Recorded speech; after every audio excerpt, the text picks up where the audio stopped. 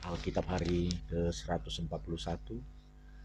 21 Mei dari Mazmur 65. Untuk pemimpin biduan, Mazmur Daud, nyanyian.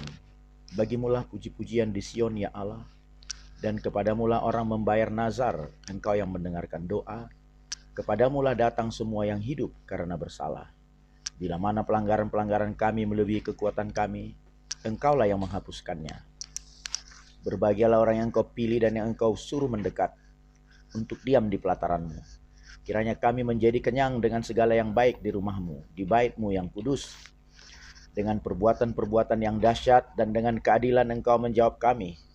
Ya Allah yang menyelamatkan kami, Engkau yang menjadi kepercayaan. Segala ujung bumi dan pulau-pulau yang jauh-jauh, Engkau yang menegakkan gunung-gunung dengan kekuatan. Dengan kekuatan-Mu sedang pinggang-Mu berikatkan keperkasaan. Engkau yang meredakan deru lautan, deru gelombang-gelombangnya dan kegemparan bangsa-bangsa. Sebab itu orang-orang yang diam di ujung-ujung bumi takut kepada tanda-tanda mujizat itu. Tempat terbitnya pagi dan petang Kau buat bersorak-sorai. Engkau mengindahkan tanah itu, mengaruniainya kelimpahan, dan membuatnya sangat kaya. Batang air Allah penuh air. Engkau menyediakan gandum bagi mereka, ya demikianlah Engkau menyediakannya. Engkau mengairi alur bajaknya. Engkau membasahi gumpalan-gumpalan tanahnya dengan dirus hujan. Engkau menggemburkannya. Engkau memberkati tumbuh-tumbuhannya. Engkau memahkotai tahun dengan kebaikan-Mu. Jejak-Mu mengeluarkan lemak.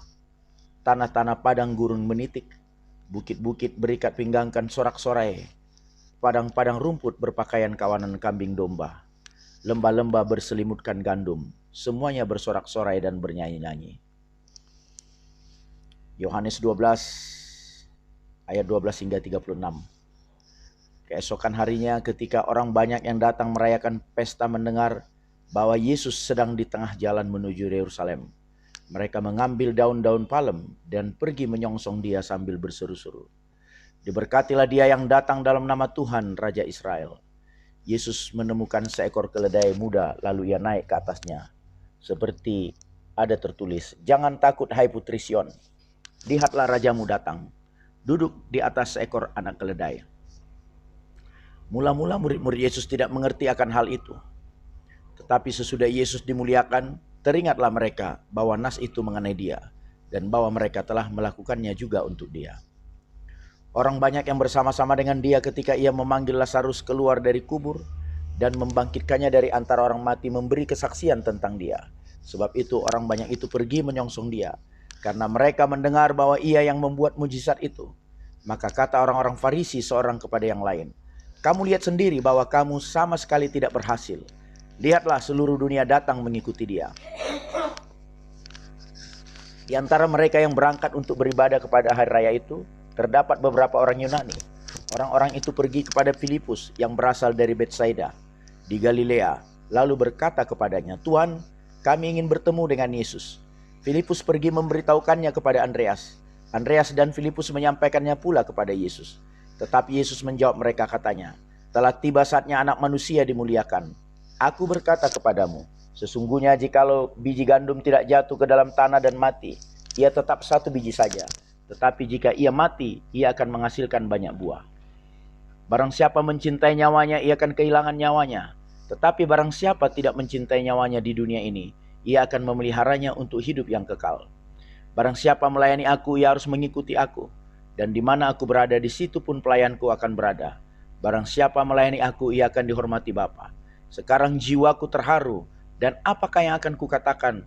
Bapa, selamatkanlah aku dari saat ini. Tidak, sebab untuk itulah aku datang ke dalam saat ini. Bapa, muliakanlah namamu. Maka terdengarlah suara dari sorga, "Aku telah memuliakannya, dan aku akan memuliakannya lagi." Orang banyak yang berdiri di situ dan mendengarkannya berkata bahwa itu bunyi guntur. Ada pula yang berkata, "Seorang malaikat telah berbicara dengan dia." Jawab Yesus, "Suara itu telah terdengar bukan oleh karena aku, melainkan oleh karena kamu. Sekarang berlangsung penghakiman atas dunia ini. Sekarang juga penguasa dunia ini akan dilemparkan keluar. Dan aku apabila aku ditinggikan dari bumi, Aku akan menarik semua orang datang kepadamu. Ini dikatakannya untuk menyatakan bagaimana caranya ia akan mati. Lalu jawab orang banyak itu, kami telah mendengar dari hukum Taurat bahwa Mesias tetap hidup selama-lamanya. Bagaimana mungkin engkau mengatakan bahwa anak manusia harus ditinggikan? Siapakah anak manusia itu? Kata Yesus kepada mereka, hanya sedikit waktu lagi terang ada di antara kamu. Selama terang itu ada padamu, percayalah kepadanya, supaya kegelapan jangan menguasai kamu. Barang siapa berjalan dalam kegelapan, ia tidak tahu kemana ia pergi. Percayalah kepada terang itu, selama terang itu ada padamu, supaya kamu menjadi anak-anak terang. Sesudah berkata demikian, Yesus pergi bersembunyi dari antara mereka. 1 Samuel 8 hingga Samuel 10 ayat 8. Setelah Samuel menjadi tua, diangkatnyalah anak-anaknya laki-laki menjadi hakim atas orang Israel. Nama anaknya yang sulung ialah Yoel, dan nama anaknya yang kedua ialah Abia. Keduanya menjadi hakim di Beersheba, tetapi anak-anaknya itu tidak hidup seperti ayahnya. Mereka mengejar laba, menerima suap, dan memutarbalikkan keadilan. Sebab itu berkumpullah semua tua-tua Israel. Mereka datang kepada Samuel di Rama dan berkata kepadanya, engkau sudah tua, dan anak-anakmu tidak hidup seperti engkau. Maka angkatlah sekarang seorang raja atas kami untuk memerintah kami, seperti pada segala bangsa-bangsa lain. Waktu mereka berkata, berikanlah kepada kami seorang raja untuk memerintah kami. Perkataan itu mengesalkan Samuel, maka berdoalah Samuel kepada Tuhan. Tuhan berfirman kepada Samuel, dengarkanlah perkataan bangsa itu dalam segala hal yang dikatakan mereka kepadamu, sebab bukan engkau yang mereka tolak, tetapi akulah yang mereka tolak, supaya jangan aku menjadi raja atas mereka. Tepat seperti yang dilakukan mereka kepadaku sejak hari aku menuntun mereka keluar dari Mesir sampai hari ini, yakni meninggalkan daku dan beribadah kepada Allah lain. Demikianlah juga dilakukan mereka kepadamu. Oleh sebab itu dengarkanlah permintaan mereka. Hanya peringatkanlah mereka dengan sungguh-sungguh, dan beritahukanlah kepada mereka apa yang menjadi hak raja yang akan memerintah mereka. Dan Samuel menyampaikan segala firman Tuhan kepada bangsa itu, yang meminta seorang raja kepadanya. Katanya, inilah yang menjadi hak raja yang akan memerintah kamu itu. Anak-anakmu laki-laki akan diambilnya, dan dipekerjakannya pada keretanya dan pada kudanya. Dan mereka akan berlari di depan keretanya. Ia akan menjadikan mereka kepala pasukan 1000 dan kepala pasukan 50. Mereka akan membajak ladangnya dan mengerjakan penuaian baginya. Senjata-senjatanya dan perkakas keretanya akan dibuat mereka. Anak-anakmu perempuan akan diambilnya sebagai juru campur rempah-rempah, juru masak dan juru makanan. Selanjutnya dari ladangmu, kebun anggurmu dan kebun zaitunmu akan diambilnya yang paling baik dan akan diberikannya kepada pegawai-pegawainya. Dari gandummu dan hasil kebun anggurmu akan diambilnya 1/10 dan akan diberikannya kepada pegawai-pegawai istananya dan kepada pegawai-pegawainya yang lain. Budak-budakmu laki-laki dan budak-budakmu perempuan, ternakmu yang terbaik dan keledai-keledaimu akan diambilnya dan dipakainya untuk pekerjaannya. Dari kambing dombamu akan diambilnya 1/10 dan kamu sendiri akan menjadi budaknya. Pada waktu itu kamu akan berteriak karena rajamu yang kamu pilih itu. Tetapi Tuhan tidak akan menjawab kamu pada waktu itu. Tetapi bangsa itu menolak mendengarkan perkataan Samuel dan mereka berkata, tidak, harus ada raja atas kami. Maka kami pun akan sama seperti segala bangsa-bangsa lain. Raja kami akan menghakimi kami dan memimpin kami dalam perang. Samuel mendengar segala perkataan bangsa itu dan menyampaikannya kepada Tuhan. Tuhan berkata kepada Samuel, dengarkanlah permintaan mereka dan angkatlah seorang raja bagi mereka. Kemudian berkatalah Samuel kepada orang-orang Israel itu, pergilah masing-masing ke kotanya. Ada seorang dari daerah Benyamin, namanya Kish bin Abiel bin Zeror bin Bekorat bin Avia, seorang suku Benyamin, seorang yang berada. Orang ini ada anaknya laki-laki namanya Saul, seorang muda yang elok rupanya. Tidak ada seorang pun dari antara orang Israel yang lebih elok daripadanya. Dari bahu ke atas ia lebih tinggi daripada setiap orang sebangsanya. Kish, ayah Saul itu kehilangan keledai-keledai betinanya. Sebab itu berkatalah Kish kepada Saul, anaknya, ambillah salah seorang bujang, bersiaplah dan pergilah mencari keledai-keledai itu. Lalu mereka berjalan melalui pegunungan Efraim, juga mereka berjalan melalui tanah Salisa, tetapi tidak menemuinya. Kemudian mereka berjalan melalui tanah Sahalim, tetapi keledai-keledai itu tidak ada. Kemudian mereka berjalan melalui tanah Benyamin, tetapi tidak menemuinya. Ketika mereka sampai ke tanah Zub, Berkatalah Saul kepada bujangnya yang bersama-sama dengan dia, "Mari kita pulang, nanti ayahku tidak lagi memikirkan keledai-keledai itu, tetapi khawatir mengenai kita." Tetapi orang ini berkata kepadanya, "Tunggu, di kota ini ada seorang abdi Allah, seorang yang terhormat, segala yang dikatakannya pasti terjadi. Marilah kita pergi ke sana sekarang juga. Mungkin ia dapat memberitahukan kepada kita tentang perjalanan yang kita tempuh ini." Jawab Saul kepada bujangnya itu, "Tetapi kalau kita pergi, apakah yang akan kita bawa kepada orang itu? Sebab roti di kantung kita telah habis, dan tidak ada pemberian untuk dibawa kepada abdi Allah itu. Apakah yang akan ada pada kita?" Jawab bujang itu pula kepada Saul, "Masih ada padaku 1/4 sikal perak. Itu dapat aku berikan kepada abdi Allah itu. Maka ia akan memberitahukan kepada kita tentang perjalanan kita. Dahulu di antara orang Israel apabila seseorang pergi menanyakan petunjuk Allah, ia berkata begini, 'Mari kita pergi kepada pelihat,' sebab nabi yang sekarang ini disebutkan dahulu pelihat." Kemudian berkatalah Saul kepada bujangnya itu, "Pikiranmu itu baik, mari kita pergi." Maka pergilah mereka ke kota, ke tempat abdi Allah itu. Ketika mereka naik jalan pendakian ke kota itu, mereka bertemu dengan gadis-gadis yang keluar hendak menimba air. Mereka bertanya kepada gadis-gadis itu, "Pelihat ada di sini?" Jawab gadis-gadis itu kepada mereka, "Ya ada. Baru saja ia mendahului kamu. Cepat-cepatlah sekarang. Ia datang ke kota hari ini, karena ada perjamuan korban untuk orang banyak di bukit pada hari ini. Apabila kamu masuk ke kota, kamu akan segera menjumpainya sebelum ia naik ke bukit untuk makan, sebab orang banyak tidak akan makan sebelum ia datang, karena dialah yang memberkati korban. Kemudian barulah para undangan makan. Pergilah sekarang, sebab kamu akan menjumpainya dengan segera." Maka naiklah mereka ke kota, dan ketika mereka masuk kota, Samuel yang berjalan keluar untuk naik ke bukit berpapasan dengan mereka.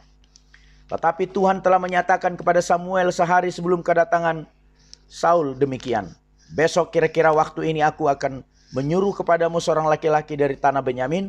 Engkau akan mengurapi dia menjadi raja atas umatku Israel, dan ia akan menyelamatkan umatku dari tangan orang Filistin. Sebab aku telah memperhatikan sengsara umatku itu, karena teriakannya telah sampai kepadaku." Ketika Samuel melihat Saul, maka berfirmanlah Tuhan kepadanya, "Inilah orang yang kusebutkan kepadamu itu. Orang ini akan memegang tampuk pemerintahan atas umatku." Dalam pada itu Saul datang mendekati Samuel di tengah pintu gerbang dan berkata, "Maaf, di mana rumah pelihat itu?" Jawab Samuel kepada Saul, katanya, "Akulah pelihat itu. Naiklah mendului aku ke bukit. Hari ini kamu makan bersama-sama dengan daku. Besok pagi aku membiarkan engkau pergi, dan aku akan memberitahukan kepadamu segala sesuatu yang ada dalam hatimu. Adapun keledai-keledaimu yang telah hilang 3 hari lamanya sampai sekarang, janganlah engkau khawatir, sebab telah diketemukan. Tetapi siapakah yang memiliki segala yang diingini orang Israel? Bukankah itu ada padamu dan pada seluruh kaum keluargamu?" Tetapi jawab Saul, "Bukankah aku seorang suku Benyamin, suku yang terkecil di Israel? Dan bukankah kaumku yang paling hina dari segala kaum suku Benyamin? Mengapa Bapa berkata demikian kepadaku?" Sesudah itu Samuel mengajak Saul dan bujangnya, dibawanya ke pendopo dan diberikannya kepada mereka tempat utama di depan para undangan, yang banyaknya kira-kira 30 orang. Berkatalah Samuel kepada juru masak, "Berikanlah sekarang bagian yang kuberikan kepadamu tadi dengan pesan, simpanlah ini dahulu." Lalu juru masak itu menghidangkan paha dan apa yang termasuk ke situ dan meletakkannya ke depan Saul. Dan Samuel berkata, "Lihat, yang tinggal ini diletakkan ke depanmu, makanlah, sebab telah disimpan bagimu untuk perayaan ini. Ketika aku berkata, aku telah mengundang orang banyak." Demikianlah pada hari itu Saul makan bersama-sama dengan Samuel. Sesudah itu turunlah mereka dari bukit ke kota, dan Samuel bercakap-cakap dengan Saul di atas sotoh. Mereka bangun pagi-pagi, dan ketika fajar menyingsing, Samuel memanggil Saul yang ada di kota di atas sotoh itu. Katanya, "Bangunlah, aku akan mengantarkan engkau." Lalu Saul bangun, dan mereka keduanya pergi keluar, yakni ia dan Samuel. Ketika mereka turun sampai ke ujung kota, berkatalah Samuel kepada Saul, "Katakanlah kepada bujang itu supaya ia pergi mendahului kita, tetapi berhentilah engkau sebentar, maka aku akan memberitahukan kepadamu firman Allah." Lalu Samuel mengambil buli-buli berisi minyak, dituangnyalah ke atas kepala Saul, diciumnyalah dia sambil berkata, "Bukankah Tuhan telah mengurapi engkau menjadi raja atas umatnya Israel? Engkau akan memegang tampuk pemerintahan atas umat Tuhan, dan engkau akan menyelamatkannya dari tangan musuh-musuh di sekitarnya. Inilah tandanya bagimu bahwa Tuhan telah mengurapi engkau, menjadi raja atas miliknya sendiri. Apabila engkau pada hari ini pergi meninggalkan aku, maka engkau akan bertemu dengan dua orang laki-laki di dekat kubur Rahel, di daerah Benyamin, di Zelsah. Mereka akan berkata kepadamu, keledai-keledai yang kau cari itu telah diketemukan, dan ayahmu tidak memikirkan keledai-keledai itu lagi, tetapi ia khawatir mengenai kamu. Katanya, apakah yang akan kuperbuat untuk anakku itu? Dari sana engkau akan berjalan terus lagi dan sampai ke pohon Tarbantin Tabor. Maka di sana engkau akan ditemui oleh 3 orang laki-laki yang naik menghadap Allah di Betel. Seorang membawa 3 ekor anak kambing, seorang membawa 3 ketul roti, dan yang lain lagi sebuyung anggur. Mereka akan memberi salam kepadamu dan memberikan kepadamu 2 ketul roti yang akan kau terima dari mereka. Sesudah itu engkau akan sampai ke Gibea Allah, tempat kedudukan pasukan orang Filistin. Dan apabila engkau masuk kota, engkau akan berjumpa di sana dengan serombongan nabi yang turun dari bukit pengorbanan dengan gambus, rebana, suling, dan kecapi. Di depan mereka, mereka sendiri akan kepenuhan seperti nabi. Maka roh Tuhan akan berkuasa atasmu.